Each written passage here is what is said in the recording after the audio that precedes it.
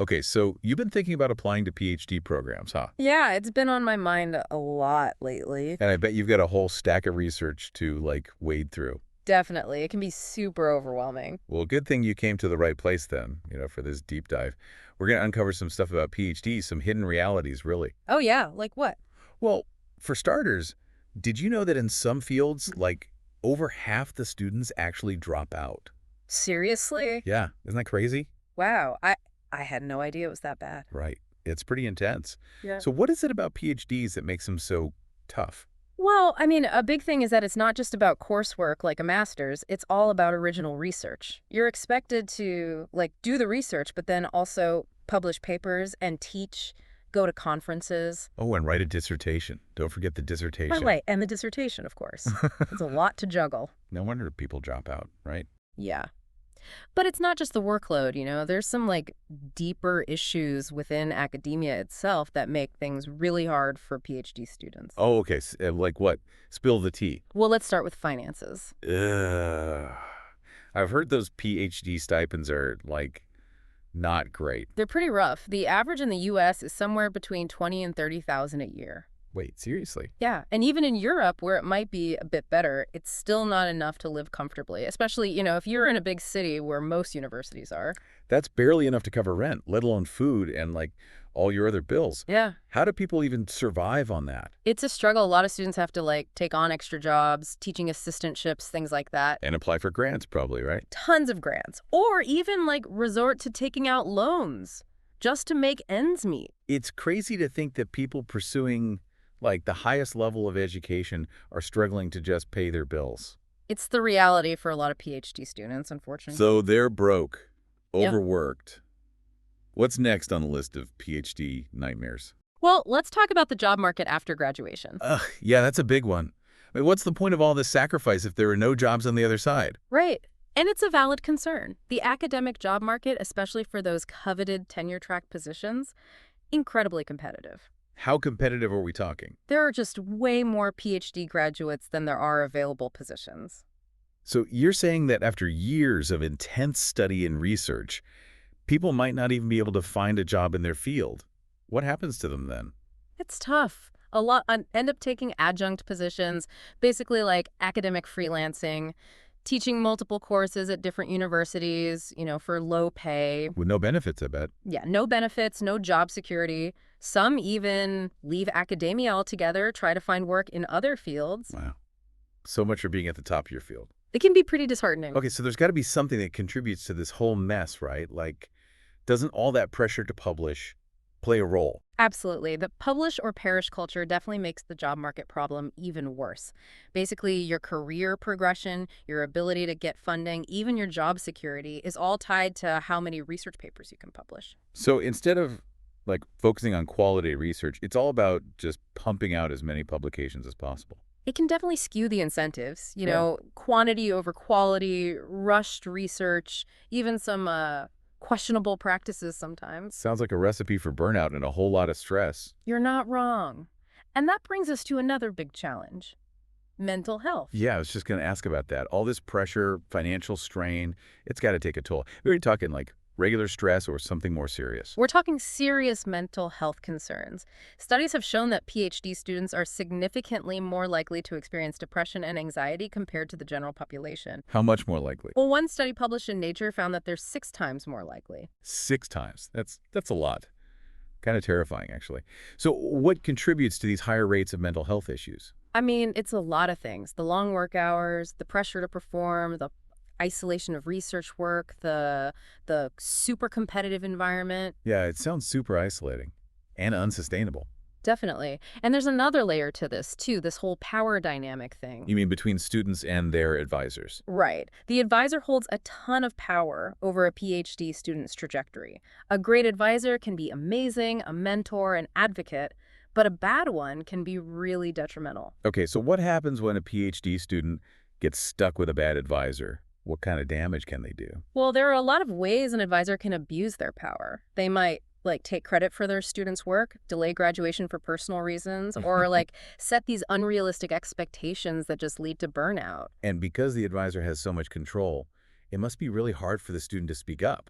Exactly. It's a difficult situation. It highlights the need for better protections for students. So, to recap, we've got financial instability, brutal job market, mental health crisis, potential for, like, abuse of power. Anything else PhD students have to worry about? Oh, there's one more big thing we need to discuss. The pyramid scheme argument. It's a whole perspective that challenges the structure of academia. Pyramid scheme. Okay, now I'm really intrigued. Tell me more. Well, we'll get into the nitty-gritty details after a short break, but essentially it suggests that universities rely on this constant influx of new grad students. Okay. And these students provide cheap labor, but they get very little in return when it comes to job security or career prospects. Hold on. Are you saying getting a PhD is like getting sucked into a scam? It's not that simple, but the analogy does raise some questions about how sustainable the current academic system is and, Right. whether it's ethical. Okay, yeah, now I really want to unpack this whole pyramid scheme thing. It's about to get even more interesting. Stick with us. All right, so that pyramid scheme thing, before the break, you were explaining that. Yeah. Honestly, I'm still kind of lost. How does it apply to, like, universities and PhD programs? Okay, so imagine a traditional pyramid scheme, right?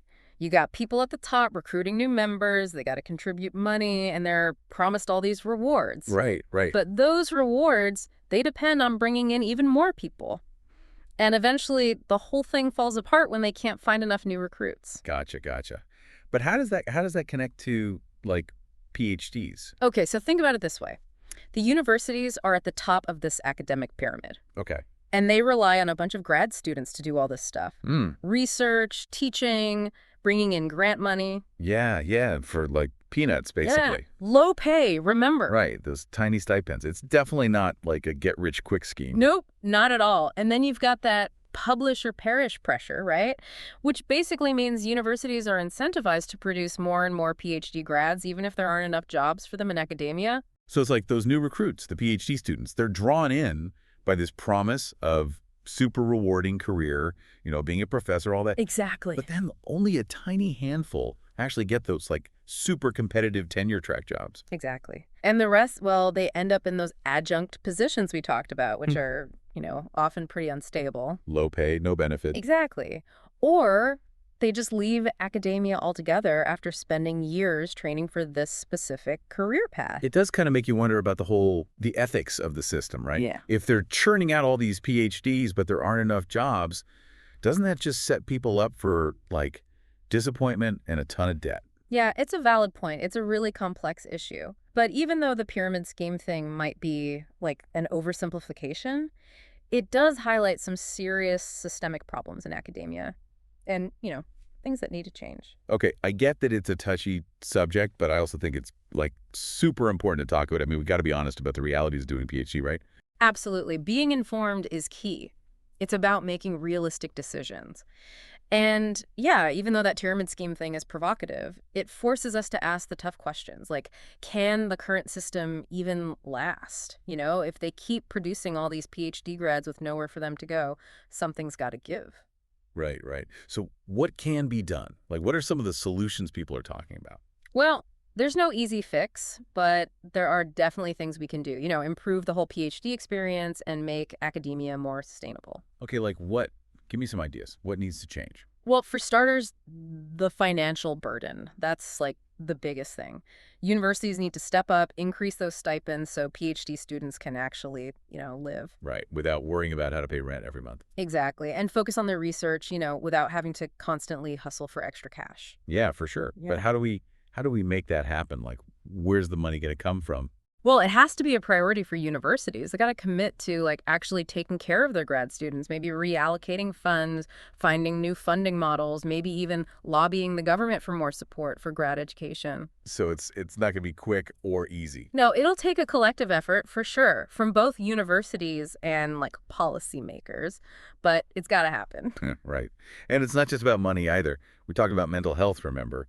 Like, that statistic about PhD students being 6 times more likely to experience depression or anxiety, that's pretty alarming. What can universities do about that? Well, the first step is creating a culture that actually values mental well-being. Yeah. Promoting a healthy work-life balance, giving students access to mental health services that are affordable and easy to access. Like counseling, support groups, workshops, that kind of thing. Exactly. And also shifting the culture away from this whole like glorification of overwork and burnout. Taking breaks, prioritizing self-care, asking for help when you need it, that should be encouraged, not seen as some kind of weakness. That's huge.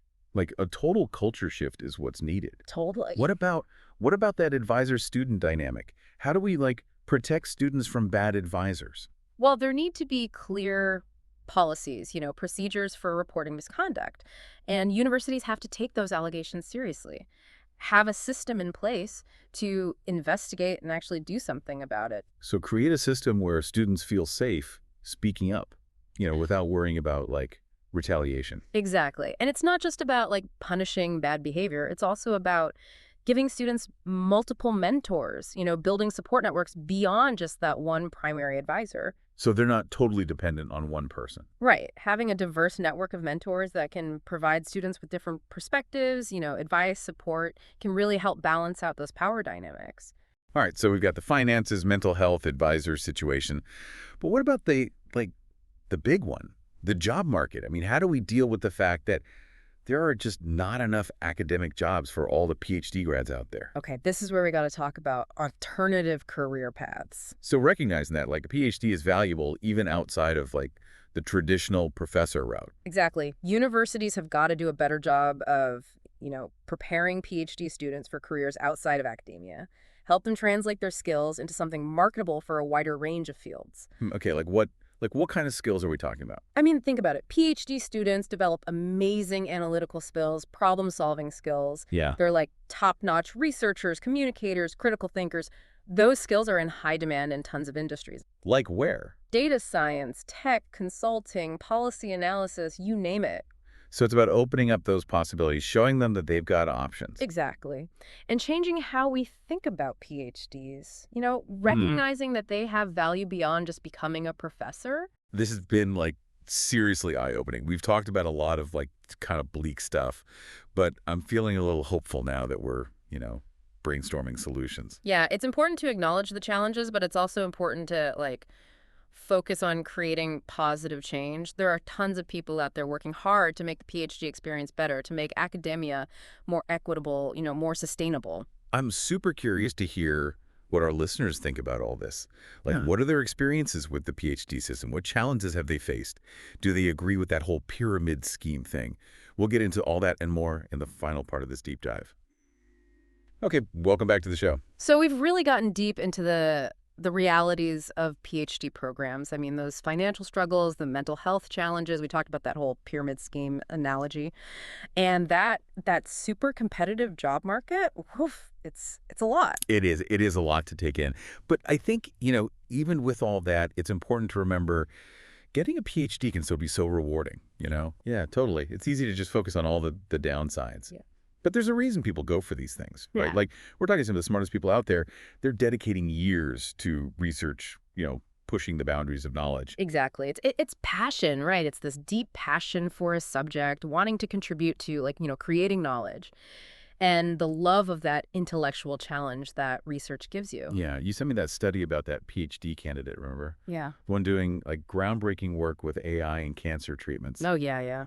So inspiring to see how PhDs can like actually make a difference in the world. Absolutely. That's what it's all about, pushing our understanding forward, exploring new ideas, making a positive impact. So, okay, for anyone listening who's still thinking about a PhD, what advice would you give them based on, all the stuff we've talked about today? I'd say go in with your eyes wide open. Really Yeah. understand the challenges. Be ready for a long journey. And most importantly, have a backup plan. Right, right. Don't just assume that a PhD equals like automatic professorship. Exactly. Look into those alternative career paths, develop those transferable skills we were talking about. Those will be super valuable in a bunch of different fields. Yeah, for sure. And also choose your advisor carefully. Oh, super Like we important. talked about those toxic advisor situations. Yeah, yeah. But like a good advisor, a mentor who gets your research, cares about your well-being, that can make all the difference. Absolutely. And don't be afraid to ask for help. Whether it's financial stuff, mental health support, or just career guidance, there are resources out there.